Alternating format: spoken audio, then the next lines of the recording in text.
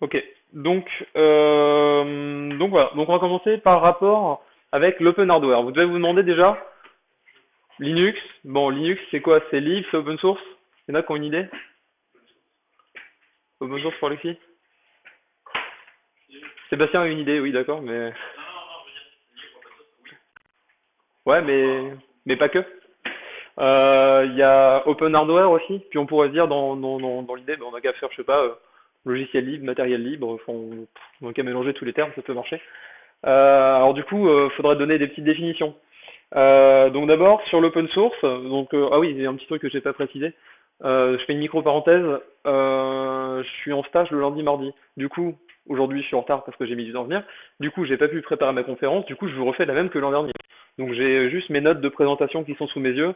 Et je vais essayer de pas trop lire. Mais si vous voyez que je pars complètement en sucette, vous m'arrêtez puis vous dites ah on est là. Donc du coup, l'an dernier j'avais commencé par ça en disant open source vs open hardware. Bien sûr, si je le fais pas sur le bon slide, je risque pas de déclencher les trucs. Open source, vous devez peut-être connaître le logo, vous l'avez peut-être vu quelque part, c'est un truc qui est vachement commercial. Alors en fait, à la base, ce qu'on appelle un logiciel libre, c'est un logiciel qui a une licence spéciale. De base, quand vous faites des logiciels, quand vous êtes sous Windows, ce genre de choses, vous installez un logiciel, vous allez lancer l'installateur de Skype, de MSN, ce que vous voulez, et là, vous avez des conditions d'utilisation de 700 km. Ces conditions d'utilisation, elles vous disent comment vous devez utiliser votre logiciel. On va vous dire, par exemple, vous n'avez pas le droit de le distribuer. C'est le cas pour Java. Par exemple, Java, vous n'avez pas le droit de créer un site web, de le mettre un lien de téléchargement et de dire allez, venez tous le chercher ici. Parce que l'éditeur de Java, donc Oracle, a précisé dans ses conditions d'utilisation que vous n'avez pas le droit de le distribuer sur votre site personnel. C'est à eux de le distribuer. Si quelqu'un le veut, il va sur oracle.com. Donc un logiciel libre, c'est un logiciel qui a notamment 4 points principaux qui ont été dégagés. C'est permettre d'exécuter le programme, vous avez le droit d'exécuter. Bonjour, je continue? Ok. Donc vous avez la possibilité de l'étudier, c'est le côté open source, vous pouvez regarder le code. Aujourd'hui par exemple si je prends Skype, je peux pas prendre Skype et puis essayer de voir comment est-ce qu'ils ont fait pour faire de la VoIP ou des conférences à plusieurs. Ça, c'est un truc qui serait vachement intéressant, mais il y a aujourd'hui Skype ils le font et puis les autres pas. Possibilité de le modifier, donc vous avez le droit d'avoir votre propre copie du logiciel modifié. Ça, par exemple, vous avez un jeu vidéo, vous avez peut-être déjà utilisé des éditeurs, ceux qui ont joué à des jeux comme Star Wars, ou des trucs comme ça, des vieux Star Wars. On pouvait modifier les fichiers du jeu, on pouvait décompiler en fait certains trucs et puis les rebidouiller pour se donner, je sais pas, des super pouvoirs ou jetpack illimité, des trucs comme ça. Bah ça, c'est des choses en général que vous n'avez pas le droit de faire à moins que l'éditeur ait prévu un système de modding, et à ce moment-là, vous devez utiliser les outils pour modifier les logiciels comme on vous permet de le faire. Vous pouvez pas le faire autrement. Et distribuer, typiquement, sur Code 4, il y a des mods qui sont sortis. Peut-être que vous en utilisez pour jouer en vous disant ça rend le jeu plus fun, c'est plus sympa, mais les gens qui ont développé ces mods ont pas la... Enfin, normalement, ils n'ont pas le droit de modifier le jeu, ils n'ont surtout pas le droit de distribuer leur création. Et s'ils distribuent leur création, on va dire, un peu trop bruyamment, si leur mode commence à faire énormément de bruit et qui devient trop imposant, eh ben, ils vont recevoir une lettre en leur disant, voilà, vous n'avez pas le droit de le faire, parce que nous, on vend le jeu, vous détournez les gens de notre objectif principal de jeu. Donc ça, c'est ce qu'on retiendra dans les logiciels libres. Le côté open source, c'est le côté qui est un peu plus commercial, c'est un peu plus vendeur. Pour les entreprises, ça fait moins peur. Open source, c'est-à-dire on va se restreindre à un truc qui est intéressant. Vous avez un logiciel que vous avez fait, vous voulez le rendre un peu plus accessible pour vos utilisateurs, vous allez juste donner le code source. Alors, ils n'ont pas le droit de le modifier, ils n'ont pas le droit de le distribuer, mais par contre, vous donnez le code source. Et au moins, les gens pourront lire la manière dont vous avez fait vos algorithmes, ils pourront constater que bah, il n'y a pas de spyware, par exemple, ou il n'y a pas de conneries à l'intérieur. Vous avez fait un code, vous le distribuez, vous montrez à peu près comment il est fait. Les avantages pour l'entreprise, les gens, il me semble que Oracle fait ça. Bonne soirée. Il me semble que Oracle fait ça sur certains trucs. Ils vous permettent de voir le code source. Vous pouvez éventuellement patcher, rapporter des bugs, ce genre de choses. Vous les signalez. Et puis comme ça, Oracle pourra plus rapidement modifier ce qui vous embête tout le temps. Si vous avez une base de données Oracle que vous payez je ne sais pas combien, s'il y a un de vos développeurs qui peut passer 3 secondes à voir lui-même ce qui a posé problème dans son truc spécifique à lui, qu'il est capable de corriger le problème et de le signaler, Oracle sera capable de modifier le plus rapidement possible ce que vous avez rapporté. Et si vous êtes capable de le faire, vous mettez un ticket et ce sera aux ingénieurs de l'entreprise en question de chercher le bug. C'est une autre manière de faire. Donc, d'un côté, on a les logiciels libres, de l'autre côté, on a les logiciels open source, et puis de l'autre côté, on a l'open hardware. L'open hardware, en fait, c'est le même état d'esprit. Vous avez un logiciel que vous voulez rendre plus transparent pour l'utilisateur. Il y a un côté où vous voulez pas forcément l'empêcher de voir ce que vous avez fait. L'open hardware, ça va être la même mentalité. Par exemple, on va imaginer un constructeur d'aspirateur, parce que c'est un exemple le plus farfelu possible. Il fait un aspirateur et il dit, quand je le vends à quelqu'un et je pars du principe que je veux que personne ne soit capable de refaire la même technologie, donc je le ferme au maximum, je mets des vis Torx ou je sais pas quoi que personne peut démonter, je les colle, je mets des clous, enfin personne peut ouvrir mon aspirateur, je le vends, ça marche, les gens les aspirent avec et quand il est claqué, ils le jettent. Et puis, il y a des constructeurs qui vont se dire, bon, j'ai vendu un aspirateur, je me suis déjà fait 300 euros dessus, c'est déjà pas mal. Et puis, éventuellement, en gage de qualité, je vais dire que ma garantie, elle est de 10 ans. Et puis, en plus de ça, je vais rajouter aux gens la possibilité d'avoir des schémas. Donc, par exemple, sur certains, je sais pas, on va dire sur certains équipements, si le constructeur met en ligne un schéma, typiquement bah, les schémas électriques, les schémas de construction physique, les dimensions des pièces, je sais pas quelle dimension il utilise pour les tuyaux, quelle résistance il utilise, quel type de batterie, quel type d'équipement. Si votre appareil tombe en panne, vous pouvez aller voir votre petit constructeur du coin, votre garagiste en gros, et puis il va pouvoir vous changer lui-même les pièces sans devoir passer par le constructeur initial. Vous pouvez réparer votre produit vous-même à partir du moment où vous avez les spécifications du produit. C'est ce que veut à peu près exprimer l'open hardware. Ça va même un petit peu plus loin parce qu'il y aurait une confusion avec le matériel libre et il n'y a pas vraiment de définition de matériel libre à l'heure actuelle. On va plus rester sur le sigle open hardware parce que de toute façon le but c'est que ce soit pour des entreprises qui ont un business model et les entreprises vont très rarement faire du matériel libre. Du matériel libre, ça veut dire que on vous explique exactement quels sont tous les détails et puis en plus on vous permet de les construire vous-même. On vous donne par exemple les schémas d'assemblage, je sais pas pour telle machine qui va, enfin tous les codes de programmation pour une chaîne d'assemblage, ce genre de choses, ça va super loin. Enfin, ça permettrait à n'importe quel concurrent de reproduire le même produit. Donc ça ira rarement aussi loin parce que autant pour le logiciel c'est immatériel et vous pouvez en faire autant que vous voulez, vous pouvez le distribuer autant que vous voulez, le partager, ça posera pas de problème. Autant pour le matériel il y a des coûts, il y a de la R&D, il y a des gens qui travaillent, il y a des gens qui payent des usines, etc., des concepts, qui mettent des brevets aussi. Donc ça sera beaucoup moins fréquent. On va plus rester sur de l'open hardware, c'est déjà pas mal. Voilà les différences. Donc l'open hardware, j'essaie de trouver, est-ce que j'avais écrit quelque chose? Non, j'avais rien écrit. Donc du coup, en quoi est-ce qu'on peut distinguer un logiciel libre d'un logiciel open source? Bah vous pouvez juste voir un truc de base. Je sais pas si vous savez ce que c'est qu'un fork. Alors un fork, en gros, il y a des gens qui développent un logiciel, ils font une communauté autour de ce logiciel. On va prendre LibreOffice. Vous devez peut-être connaître l'alternative ou Pack Office de Microsoft. Ce logiciel, donc anciennement OpenOffice, c'est une communauté libre qui travaille dessus, enfin une communauté qui travaille dans le logiciel libre, et elle permet à ce logiciel d'exister et de se faire forker. Si vous voulez faire votre propre version de LibreOffice, bah vous avez qu'à dire je prends toutes les sources, je crée un nouveau dépôt sur GitHub, je l'appelle mon étudiant Supinfo Office, et puis vous faites votre propre suite en modifiant les boutons, en modifiant l'interface, vous faites ce que vous voulez. Vous allez créer une version parallèle du logiciel de base, et ce logiciel parallèle, on va l'appeler un fork, puisque vous partez des mêmes sources. Un logiciel libre, c'est un logiciel qui peut se faire forker. Avec un logiciel qui est normalement juste open source, si on est très à cheval sur la définition, vous avez le droit de voir le code, moi c'est ce que j'ai compris, hein. Vous pouvez voir le code, mais vous pouvez pas le forker parce que la licence vous interdit. Donc voilà, c'était les... Oui. Non, juste, enfin, c'est un côté un petit peu rectangle et carré, genre. Open source, c'est juste, c'est la source ouverte. Après, faut voir si c'est une définition applicative qui vont, c'est le bordel, c'est ce genre de discussion, mais Ouais. pour moi, open source, c'est juste les sources sont disponibles. Après, ça dit rien, est-ce que tu as des modifiés, est-ce que tu as des distribués et tout. Open source, c'est juste les sources sont disponibles et rien d'autre. Bah, ce qui fait qu'un logiciel libre est open source. De quoi? Un logiciel libre est open source. Voilà. On n'interdit pas à un logiciel open source d'être libre, mais le logiciel open source a au moins ses sources de libre. Ses sources de visibles, quoi. Ouais, c'est ça. Un C'est ça. logiciel libre est un logiciel open source, mais un logiciel open source, c'est pas forcément un logiciel. C'est ça. Mais voilà, C'est le côté un petit peu, on va dire, hiérarchique du truc. Le logiciel libre, c'est la forme la plus généraliste du logiciel diffusable, et l'open source est un cas particulier. Voilà. Donc je vais essayer d'avancer un petit peu plus vite parce que du coup là on s'éloigne. Alors du coup, quelles applications directes? Moi, ce que je vous propose comme carte électronique, c'est celle-ci. Celle-ci. qui est donc une carte, vous avez vu les emails, hein, probablement vous deviez être dedans, qui a été créée par un prof italien, etc., etc., et qui s'est dit, moi j'aimerais bien que tous mes étudiants aient quelque chose, et qui s'est dit, si je rends mon matériel open source, open hardware, je risque rien, parce que de toute façon, mon activité commerciale, elle n'est pas forcément très importante, il est déjà prof, il s'en fout un petit peu, et puis il s'est dit, quitte à essayer de contribuer à quelque chose, il a fait une carte électronique, donc qui fait la taille d'une carte bleue à peu près. Hein, elle doit faire dans les, je sais pas, 6-7 cm par 4-5, un truc comme ça.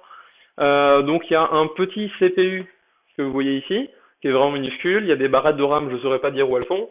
Ça se branche dans un port USB un peu chelou. Les nouvelles cartes maintenant sont en micro USB comme on a sur les téléphones, c'est moins chiant. Il y a un port d'alimentation jack, enfin ça je crois qu'il est non, il n'est pas fourni, lui. C'est seulement si vous avez besoin d'alimenter sur autre chose. En général, par exemple, les plateformes robotiques sont fournies avec des packs de piles qui ont un connecteur exprès pour se brancher là, donc vous l'aurez si vous en avez besoin. Et ce qui fait cette carte, ce qui rend cette carte intéressante, cette petite carte électronique, il y a des gens qui ont fait STI dans cette salle, autres que les deux du fond, parce que vraiment je sais qui en a fait. Alors, le du fond, parce que moi, Le du fond. Personne n'a fait STI? Ah, c'est dommage. Alors vous auriez peut-être, alors je sais pas si vous avez des options qui font ça. En STI, nous on travaille sur ce qu'on appelle des automates industriels. Un automate industriel, c'est une machine qui a des entrées et des sorties. Là typiquement, en fait, je sais pas si vous voyez bien, on a une barrette verticale qui est soudée sur la carte ici. On en a une seconde ici et puis une dernière ici. Et ici, il y a plein de petits trous. 1, 2, 3, 4, 5, 6, 7, jusqu'à 15, 16. Et de l'autre côté, on en a 6. Et ces différentes entrées-sorties, en fait, vous permettent de manipuler. Bah, par exemple, on va brancher, donc là, ici, on n'a que des entrées-sorties digitales, et ici, c'est que des entrées-sorties numériques. Par exemple, vous allez brancher un capteur. Vous allez brancher un capteur type infrarouge, c'est-à-dire que dès qu'il va détecter une source proche à une certaine distance, par exemple en dessous de 30 cm, il va se fermer, et le connecteur va envoyer un signal. Donc si on va prendre sur un numérique c'est 1 ou 0, analogique c'est une plâtrée entre deux, enfin une rangée de voltage. Donc si par exemple vous avez un capteur qui est numérique, dès que vous allez arriver à 30 cm, votre capteur va se fermer, il va envoyer 1, il va envoyer que des 1 à l'infini, c'est-à-dire ça fait un signal carré, vous passez de 0 à 5 volts automatiquement. Si vous avez des entrées, si vous avez un capteur analogique, plus vous allez vous rapprocher donc de 30 cm à 0 cm, plus le voltage va chuter. Il me semble que c'est dans ce sens-là ou ça doit être l'inverse, je ne sais plus. Donc soit ça va de 0,5 volts, soit ça va de 5 volts à 0. Et vous avez donc une graduation, vous pouvez faire des courbes selon la vitesse où vous avancez, selon les déplacements que vous voulez représenter. Au final, toutes les cartes, donc tous les emplacements qui sont ici, peuvent tous être utilisés soit en entrée, soit en sortie. En entrée, donc pour des capteurs, ou en sortie pour alimenter quelque chose. C'est-à-dire que si vous l'utilisez par exemple ce port-ci en sortie, vous allez balancer 5 volts dessus, et sur les sorties analogiques, vous allez pouvoir envoyer graduellement entre 0 et 5 volts. Et si vous avez un petit moteur, par exemple, à alimenter, si vous avez, je sais pas, un cerveau, qu'est-ce qu'on peut alimenter d'autre avec des sorties, j'en sais rien, moi, des diodes. Si vous voulez faire clignoter une diode, par exemple, vous branchez vos diodes et vous allez faire un programme qui va dire cycliquement, j'allume ou j'éteins ce port, j'allume ou j'éteins ce port. Et la carte va elle-même traduire votre programme informatique allumé ou ouvert, va le traduire immédiatement en 0 ou 5 volts, 0 ou 5 volts, 0 ou 5 volts, et votre résistance va fonctionner comme ça. Donc voilà le principe de la carte électronique. Juste pour raccrocher sur l'open hardware, tous les plans, tous les schémas de cette carte sont disponibles sur Internet. Je crois que j'ai mis un exemple dans le PPT. Voilà un exemple de schéma électronique. Si vous voulez reproduire votre carte, que vous êtes super bon en soudure et que vous avez vraiment envie d'acheter tous les composants, bah vous prenez les références, j'en sais rien, moi je sais pas comment ça se dit ce bordel. Enfin voilà, si vous avez des compétences, là il y a une résistance, RN, je sais pas trop quoi. Vous allez chercher sur internet les références de tous les composants, vous faites votre propre circuit électronique, comme il y en a qui le font en STI, vous faites votre propre circuit et puis vous faites votre propre carte Arduino, elle sera compatible avec les produits Arduino. Donc on a vu sur la diapo juste avant, enfin c'est un truc sur lequel je reviendrai, les rangées de broches ici que vous pouvez brancher des petits fils, donc par exemple si vous avez un moteur, vous branchez votre moteur dessus, mais si vous voulez avoir des fonctionnalités plus poussées, si vous manque par exemple, là on voit sur la carte, on n'a que de l'USB et un port d'alimentation. Si vous voulez rajouter un port Ethernet pour vous faire bon là j'exagère un peu parce qu'il y en a qui l'ont fait, un mini serveur web qui est capable de servir une page web. Si vous voulez faire des choses un peu plus avancées comme avoir une carte son ou une carte vidéo, c'est des extensions qui vont faire la même taille que la carte, qui vont avoir à la place de trous des pics, et vous allez simplement embrocher votre deuxième carte par-dessus la première pour ajouter des fonctionnalités. Et notamment, donc vous allez pouvoir faire des cartes qui seront compatibles à partir du moment où vous allez respecter les dimensions de la carte et vous reprendrez les mêmes espacements, les mêmes connecteurs pour les broches. Vous aurez une carte qui sera pas forcément de la même taille, pas forcément de la même couleur, mais du moment où vous êtes capable de mettre vos broches au même endroit, vous aurez une carte qui sera compatible avec tout l'écosystème de la carte, tous les produits qui se vendent autour, etc., etc. Voilà un exemple donc de carte avec des shields. Ce qu'on appelle des shields, c'est des cartes d'extension. Donc on voit l'Arduino qui est tout en dessous. Arduino, c'est la petite carte électronique. Je vous avais envoyé dans l'email, elle coûte 23 € pour le moment. Ça varie un petit peu parce que bon, il y a des versions et puis on peut l'acheter sur eBay pour moins cher, etc. Au milieu, donc on voit qu'il est embroché dans les premiers niveaux de carte une carte son avec ici un port jack, un port jack 3 mm 5, un lecteur de carte SD et puis vous avez une petite molette de son ici physique avec branché par-dessus un shield moteur, donc construit par Snootlab, qui vous propose notamment un bornier à l'arrière avec deux fois, ici on a un moteur, un deuxième moteur, ça c'est pour les pas à pas, ici, donc on peut en mettre 4 au total. Vous avez une prise Molex, si par exemple vous faites un projet qui n'est pas robotique, mais vous voulez faire un projet statique, vous voulez faire, je sais pas, qu'est-ce qu'on peut imaginer, une console de jeu, ce genre de choses. Si vous voulez faire autre chose que la robotique, on verra après, si vous êtes intéressé déjà, c'est déjà pas mal. Vous n'êtes pas très nombreux, donc on se fixe pas forcément sur de la robotique. Si vous voulez faire des Game Boy, si vous voulez faire, je sais pas, on verra tout à l'heure les idées de projet, on verra selon. Je vous avais déjà dit dans les emails que c'était pas forcément fixé là-dessus. Bah, vous pouvez facilement brancher ici une alimentation plus puissante. L'Arduino de base fait du 5-12 volts, donc vous pouvez balancer n'importe quoi en entrée qui fait du 5 ou 12 volts. Il y a un petit transformateur à l'intérieur qui va ajuster la tension en fonction de ce qu'il a besoin. Ici, vous pouvez brancher du 12 volts. Donc si par exemple dans le moteur, ici, vous branchez des moteurs qui ont besoin de plus que la tension de base ou plus que l'ampérage de base de la carte Arduino, vous pouvez brancher une alimentation spéciale. Il y a un petit soudure à faire de rien du tout. Ça prend 3 secondes, je vous montrerai comment ça se fait. Et vous pourrez alimenter directement des moteurs plus puissants que l'alimentation qui sont fournis ici. Donc vous avez deux sources d'alimentation. Vous avez une source qui arrive par en bas pour alimenter le circuit, on va dire, de commande. Et ici, vous aurez une alimentation spéciale pour diriger votre circuit de puissance. Si vous avez déjà fait un petit peu d'électronique ou d'électricité, c'est des termes qui parlent un petit peu. Donc même chose, là on repart sur la logique de l'open source, de l'open hardware. Le fait de spécifier exactement quel voltage ont besoin, de bien documenter la carte, ça permet à d'autres acteurs de construire des équipements. Par exemple, on va revenir juste un cran en arrière. Hop, je suis allé trop loin. Sur cet équipement-là, donc la carte du bas est construite par une entreprise italienne. Cette entreprise italienne donc commercialise, je ne vais pas dire à prix coûtant parce qu'à mon avis ils font de la marge dessus quand même, mais ils se commercialisent une carte donc pour un prix de 23 € en France. Je ne sais pas combien est-ce qu'elle est en Italie, mais à mon avis ça ne va pas être très très loin des prix. Moyennant les frais de port, etc., etc. La carte du dessus est construite par une autre entreprise, et cette entreprise-là a pour business model de faire des shields, et ils sont spécialisés dans les cartes d'extension. Comme Snootlab, si vous allez sur snootlab.fr, ou je sais pas trop quoi, c'est une entreprise française qui a pour seul but dans la vie de construire donc des schémas, de faire ce genre de choses-là. Ils sont spécialisés là-dessus. Alors ça c'est pas la bonne carte, je sais pas si j'ai la bonne. Bon bref, ils sont spécialisés donc dans la création de nouveaux circuits. Ils vont créer des cartes qui font les mêmes dimensions que l'Arduino, qui vont pouvoir se plugger dessus et qui vont apporter des fonctionnalités nouvelles. Et ils en vivent depuis, je crois que ça doit faire 2 ans à peu près. Voilà. Donc ça c'est des circuits électroniques. Je vous rassure, ce qu'on fera nous c'est, on touche pas à tout ça. Donc l'électronique avant Arduino. Pour l'anecdote, j'ai un copain qui a fait un IUT, si je dis pas de conneries. Il a fait de la robotique pendant son IUT. Je l'ai appris cet été. Et je me suis dit, bah vache, c'est vachement intéressant, parce que nous, on est en école d'informatique, on touche pas trop, tout ça, la robotique, nous, c'est pas vraiment nos études, vous allez voir, hein. Vous allez faire du réseau, vous allez faire de l'admin 6, vous allez du web, du PHP, etc.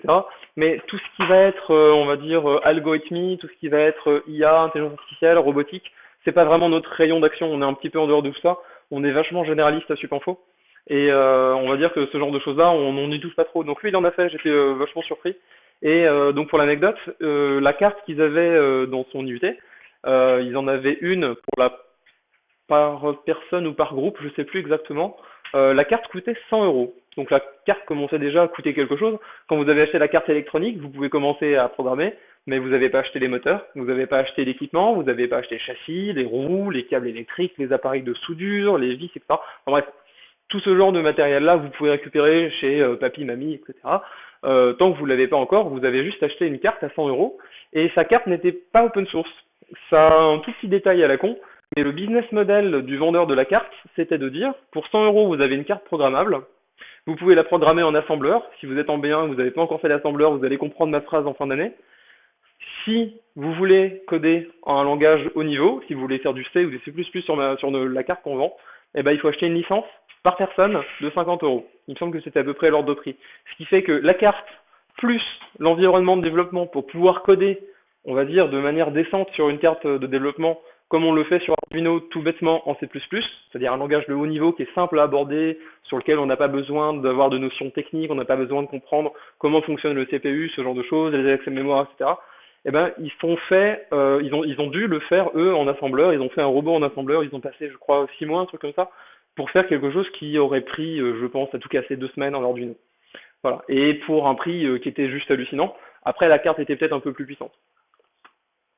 Donc, l'électronique à Arduino, ça ressemblait plutôt à ça, des robots, on va dire plus, comment je peux dire, universitaires. On les fait en groupe, on les fait un petit peu cher. C'est le projet de l'année, on n'en fait pas d'autres et voilà. Avec Arduino, c'est devenu un peu ça. Ça doit vous rappeler un truc. Enfin, je sais pas si c'est la génération de tout le monde. Vous avez forcément eu des mécanos à Noël quand vous étiez petit. C'est le même principe. En fait, on vous livre un châssis. Enfin, vous allez acheter un châssis compatible Arduino avec tous les plans pour les monter. Donc là, typiquement, c'est le genre de choses que moi j'ai acheté. On vous vend donc là, il y a la première, ça c'est le niveau du bas. Il y a le niveau du haut qui vient se fixer sur les cases d'emplacement qui sont ici, qui fait la même taille. Vous avez un emplacement ici pour mettre une roulette arrière, une roue à droite motorisée. Ici c'est le moteur avec le système d'engrenage qui est tout intégré dans le même pack.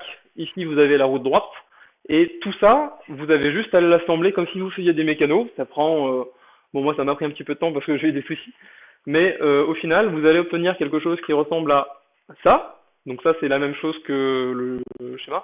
Et pour faire un robot qui va ressembler globalement à ça, c'est une petite plateforme. Donc je sais pas ceux qui l'ont déjà vu, ceux qui l'ont pas vu, qui est à peu près gros comme ça. Ça coûte 40 dollars l'équipement. Donc pour 40 dollars, vous avez les deux roues, vous avez le plateau en châssis, le châssis en métal peint. Vous avez les emplacements. Donc pour fixer votre carte Arduino, les perçages sont faits pour les emplacements de la carte.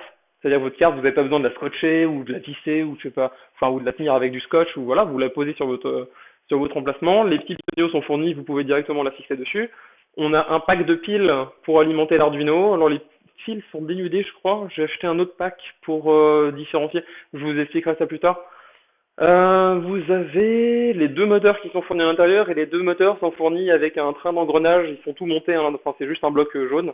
On a juste deux vis à mettre et tout est fait à l'intérieur. C'est-à-dire qu'il va augmenter un petit peu le couple des moteurs et pour avoir une vitesse correcte avec des moteurs qui sont pas très chers. Vous avez deux interrupteurs, non, il y a un interrupteur et je sais plus quoi. Et bah, je crois que c'est tout, il y avait ça dans le pack. Et oui, des fixations pour mettre des capteurs à l'avant. Ce qui fait que pour quand vous avez acheté ça, quand vous avez acheté votre plateforme, enfin quand moi j'avais fait ce projet-là, pour 40 dollars, j'avais donc pour 40 plus 23, pour 63 euros, modulo, ouais, il y avait les frais de port, enfin, bref. On va dire pour à peu près 60 euros, j'avais une plateforme avec la carte de développement qui était déjà prête dessus. Chose à laquelle il me restait à acheter, donc un pack de piles supplémentaires. Le pack de piles, il est nécessaire parce que quand les moteurs démarrent, ça fait un appel de courant. Votre Arduino, c'est une carte qui est un petit peu fragile. Si vous branchez votre alimentation Arduino et vos moteurs sur la même carte, vous allez avoir un appel de courant qui va se passer dès le démarrage de la carte. Et si votre carte Arduino descend en dessous de 5 volts, elle devient entre guillemets folle et le programme part en sucette et enfin, il reboot à l'infini. Et on ne peut plus utiliser correctement son Arduino, enfin le robot fait plus rien. Donc j'ai séparé les alimentations, comme on a vu tout à l'heure, une alimentation pour le circuit de puissance sur le pack de fils qui est donné au départ. On a des fils qui sont dénudés, c'est très bien, on peut les mettre directement dans les borniers. Et j'ai acheté un petit pack avec un embout de jack prémonté pour le brancher sur ma carte Arduino, pour alimenter ma carte Arduino. Comme ça, j'ai deux packs de piles, ça fait un truc qui est monstrueux, le machin doit avoir une autonomie de 3 ans. Mais voilà, au moins ça roule, j'ai pas de soucis. Et j'ai acheté donc deux capteurs pour mettre à l'avant, parce que quand le machin roule, il faut quand même savoir à peu près où on se dirige. Et ça, ces éléments-là, vous allez les retrouver peu importe les projets que vous allez avoir envie de faire si vous faites un robot. Si vous faites un robot qui marche, si vous faites un robot qui court, enfin peut-être pas quand même, vous faites un robot qui, je sais pas, qui se déplace sur quatre pattes, sur deux pattes, qui se déplace avec quatre roues, sur deux roues, si vous voulez faire une espèce de, je sais pas, vous avez une idée, vous voulez faire une moto. Vous faites alors là, ça va pas du tout avec ce châssis-là, mais vous voulez faire votre propre châssis. Vous avez encore des mécanos chez vous, vous mettez deux roues en ligne, genre mode patin roulette, là, vous mettez votre truc dessus, et puis le but c'est de faire un robot qui se déplace et qui garde l'équilibre. Il y a des jouets qui font ça, on peut très bien faire une IA qui a pour but de gérer son équilibre et de se déplacer. Vous allez avoir besoin de capteurs. Donc, les capteurs, ça va être par exemple ce que vous avez dans vos téléphones, des gyroscopes, des accéléromètres, des choses comme ça. Si vous voulez faire, donc par exemple, Alexis avait un projet de faire un quadricoptère. Quadricoptère, vous voyez ce que c'est, quatre hélices, ça vole tout seul, c'est stable et tout ça. Il y a besoin d'outils de navigation dans ce genre-là. Si vous voulez faire un petit robot, en général, on a moins besoin de capteurs. On peut prendre des choses très simplistes. Les capteurs que j'ai sur le mien coûtent 7 $ pièce, donc c'est vraiment que dalle, ils sont vraiment pas efficaces. Vous l'avez vu l'autre fois, bon, c'est le truc un peu chiant. Faut se mettre bien en bonne lumière, si on se met dans le hall d'entrée, ça marche très bien. Dès qu'on arrive dans un petit peu les endroits sombres, etc., c'est pas non plus génial. Voilà, mais les supports sont déjà fournis pour pouvoir les monter. Les capteurs compatibles qui sont pas chers sont compatibles avec le robot. Si vous voulez acheter d'autres capteurs, bah la même chose, il faudra acheter des supports pour le coup, parce que vous en aurez pas pour les mettre ici, donc ça coûte beaucoup plus cher. C'est 14 € le capteur analogique, c'est-à-dire que quand vous allez avancer près d'un mur, vous avancez, et là il commence à faire, attention, tu es à 30 cm, 29, 28, 27, 26, 3, 2, 0. Et pour avoir des capteurs qui font ça, il faut acheter des fixations, ça coûte un peu plus cher. Donc on verra après ceux qui ont vraiment l'envie de se lancer dans un projet. Soit vous voulez faire de la robotique et je vous montrerai comment bien cibler les boutiques, les équipements pour éviter de faire plusieurs achats. J'en ai fait 3. J'ai eu un frais de port, mais complètement stupide. J'aurais jamais dû le faire ce truc-là, que j'ai acheté en Chine. Donc le paquet m'a coûté, je sais plus, le robot coûtait 40 $. J'ai payé 30 $ de frais de port. Et quand c'est passé en France, j'ai passé la douane et j'ai mangé 16 € de frais de douane. Ce qui est hallucinant par rapport au prix du produit. Et les vendeurs qui vendaient ce produit-là étaient en rupture de stock au moment où je voulais l'acheter et je me suis dépêché pour l'avoir à la fin de l'année pour faire mon projet Community. Si vous voulez vraiment vous lancer, c'est pour ça que je commence tôt. Si vous voulez faire un projet de robotique et vous avez envie de faire quelque chose, prenez-vous un petit peu à l'avance. Vous pourrez tout commander dans la même boutique, éventuellement demander au vendeur de vous ajouter des produits au catalogue. Ça vous coûtera juste une seule fois en France le trajet Dijon-Caen, on va dire, allez, 20 € pour 1 kilo et vous allez être tranquille, vraiment, enfin même pas 20 €, peut-être 15 € de frais de port et vous aurez toute votre commande dans un seul colis et vous allez pouvoir limiter les dégâts parce que c'est vrai que le budget sinon il éclate très vite. Donc voilà le genre de matériel qu'on peut faire. Alors je me suis pas planté, non c'est bon. Alors là une petite vidéo sur un exemple de robot qu'on peut faire en bricolant un petit peu. J'ai mis du son dans mon oreillette. Merde, je peux pas le couper. Donc voilà l'exemple de petit robot qu'on peut faire. C'est une chenille. Enfin là le châssis qui est en dessous se vend séparément. Vous pouvez l'acheter comme on a vu celui qui était juste avant.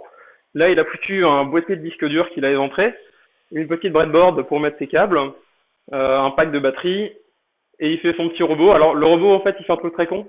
Il a deux diodes qu'il utilise non pas pour éclairer mais pour recevoir de la lumière. Il explique sur son blog, j'ai pas très bien compris. Et en fait le robot traque les sources de lumière et il dirige son robot avec une lampe torche. C'est un exemple qu'on peut faire dans un petit exemple de projet. Le son est vraiment énervant, je peux pas le couper.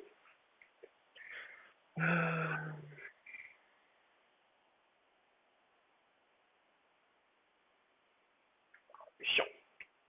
Donc, là un exemple. Un autre exemple, c'est mieux comme ça. Un autre exemple de ce qu'on peut faire avec si vous avez des restes de mécano par exemple. Alors moi je sais que chez moi j'ai retrouvé par hasard dans mon grenier une petite valise rouge avec ce que j'avais à l'intérieur comme pièce détachée. Et il se trouve que j'avais pas trop touché quand j'étais petit, hein. Bon, j'avais un petit fait deux trois trucs comme ça, mais j'ai pas vraiment beaucoup bricolé avec et j'ai largement de quoi faire des choses sympas avec. C'est-à-dire que sans devoir investir, par exemple, dans ce qu'on a vu tout à l'heure, un châssis à par exemple 40 €, châssis c'est le support pour faire son robot, sans devoir investir là-dedans de l'argent, j'ai déjà de quoi faire un premier châssis chez moi. Éventuellement, si j'ai envie de bricoler, je dois avoir quelques bouts de métal, quelques bouts de bois qui traînent en bas, voilà, je vais faire des trucs avec ça et je peux vraiment reconstruire quelque chose. Là, le gars a fait une espèce de grue qui est très simple, qui est basée avec deux servomoteurs. Je vous montre rapidement le système. C'est un bras articulé Vous avez un servomoteur ici, qui a une petite roue qui fait seulement ça, qui est attachée avec un bout de métal, qui fixe donc la première partie du support qui est ici. Donc ce bras articulé fait simplement ce mouvement-là, sur lequel, donc sur le bras, il a fixé un servomoteur qui fait la même chose avec la partie avant. Et au final, il doit pouvoir faire quelque chose qui fait ça, et il a vraiment un mouvement, enfin il suffit qu'il rajoute une petite toile juste en dessous, et il aura vraiment presque le mouvement d'un bras complet, il aura 3 degrés de liberté, ce qui est déjà pas mal si par exemple vous voulez, je sais pas, faire un objet, enfin qui attrape des objets, si vous voulez faire une petite grue aimantée ou ce genre de choses. Pour vraiment, voilà, vous pouvez faire des choses très simples. Là, c'est plus un projet statique, parce que si vous voulez faire un projet, comme je disais, mobile, type, type ça, sur ce genre de projet-là, en fait, très rapidement, votre structure, elle se fait blinder de composants électroniques, etc. Donc ici, sur la partie où on est censé pouvoir foutre des servomoteurs, généralement, vous allez avoir soit un bloc d'alimentation, soit, comme ici, on appelle une breadboard, une planche à pain. Une planche à pain, c'est juste plein de trous. Et puis, il y en a certains qui sont reliés, et puis vous pouvez faire des circuits avec. Excusez-moi. Et au final, ce genre de construction qui est mobile, on va plus essayer de l'orienter intelligence artificielle. On va faire des choses un peu plus, enfin, je peux pas dire technique parce que c'est exactement la même chose au final. On va essayer plus de blinder avec des capteurs et de faire quelque chose qui se déplace de manière intelligente, par exemple, qui est capable de résoudre un labyrinthe ou de détecter l'image qui est devant vous, etc., de faire des choses comme ça. D'ailleurs, Alexis, conférence sur les écrans de labyrinthe, on t'attend. Euh, Si vous faites un projet qui est statique, déjà vous pouvez plus bidouiller en général. Enfin, si vous avez des composants, voilà, je pense qu'il y a un degré de bidouille qui est un peu plus élevé. Puis surtout, vous allez pouvoir faire des projets, voilà, enfin, vous ferez des trucs peut-être différents. Donc il y a plusieurs types de projets envisageables. Ici, c'est une autre vidéo, c'est quoi? Alors voilà l'exemple de ce qu'on fait avec deux moteurs, trois servomoteurs. Donc c'est l'application de la grue qu'il y avait derrière. Il y a juste deux bouts de métal pour illustrer un bras. On a un cerveau qui fait juste ce mouvement-là. On a un autre qui est dessus, qui exécute un mouvement, on va dire, bon bref, vous voyez le mouvement. Ça fait un bras articulé et avec ça, bah, par exemple, je sais pas, vous pouvez imaginer faire des choses. C'est comme ça qu'on commence avec la robotique. Il y a d'autres exemples. Non, ça c'est la même chose. Alors là, ça va être horrible. Je vais décoller mon oreillette parce que je vais tour. Donc trois exemples de projets. De ce qu'on peut faire avec Arduino. Alors le premier projet qui est ici, c'est un cube lumineux. C'est un truc qui est vachement sympa en fait. On va dire, on essaye d'imaginer un écran au lieu d'imaginer un écran en 2D. Vous avez donc 8 pixels par 8 pixels par 8 pixels et vous allez vous dire, je vais représenter des formes à l'intérieur. Elles vont être plus simples, mais je vais faire des choses plus fun. Voilà, c'est des jeux. On peut imaginer un pong en 3 dimensions, des genres de choses. C'est super fun. La seule chose, c'est que ça n'utilise pas un seul Arduino, ça utilise un Arduino plus une plaque spéciale qui est en dessous, avec des circuits électroniques. Ça coûte très cher en fait, ça c'est le truc trop con. Une diode, ça coûte après à peu près 1 euro. On peut compter un petit peu moins quand même, mais si vous portez sur 1 euro par diode, 8 x 8 x 8, on a 256 euros de diode. C'est le seul truc qui m'empêchait de faire ce projet. Si un jour vous me trouvez des diodes à peu près jolies, pour 10 centimes, tout de suite venez m'en parler. Et puis la structure est super simple à faire, en fait c'est une feuille trouée avec donc 8 x 8 de trous, sur 84 trous.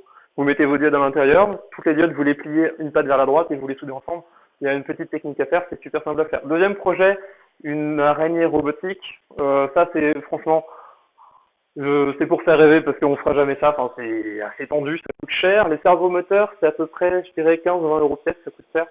Donc c'est le genre de choses. En plus, il a une interface spéciale que je sais pas d'où il la sort, mais qui lui permet de coder graphiquement son araignée. Mais si vous voulez faire des choses plus simples, genre avec 2 ou 4 pattes, c'est déjà quand même beaucoup plus simple à faire. Vous pouvez commander les pattes 2 par 2. 6, je dis que c'est impossible. 2, je dis que c'est faisable, mais le budget commence déjà à être un petit peu élevé. Ici, il y a un mec qui a fait un quadricoptère, peut-être comme veut faire Alexis, avec des capteurs dessus. Et le principe, c'est qu'en fait, il montre qu'il ne le télécommande pas, il est automatisé, c'est un drone en fait. Et plus il approche, plus le drone recule. Et s'il prend une raquette et qu'il l'approche du drone, ça le fait reculer.